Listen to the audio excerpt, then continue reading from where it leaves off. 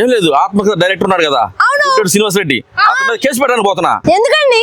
ఎందుకేమిటి, ఆత్మకథ చేసిన పాపానికి ఆ డైరెక్టర్ మరీ బతిరాలి చేసి ఆ సినిమా నేను ఆ చేయడం వల్ల ఆత్మలు వచ్చి నన్ను చుట్టుకున్నాయి. నిద్ర పట్టలేదు, మనశ్శాంతి లేదు, ఏమి లేదు.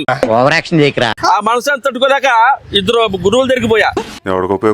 ఆ గురువులను పట్టుకున్నాయి నన్ను పెట్టి. ఆ గురువులు నా మీద కేసు పెట్టారు. మరి వాళ్ళు పట్టుకున్న తర్వాత కేసు పెట్టారు నా మీద. ఆ కేసు పెట్టారు కాబట్టి నేను డైరెక్టర్ మీద కేసు పెట్టడానికి పోతున్నా. అవును, మీరు బాధితులు కదా.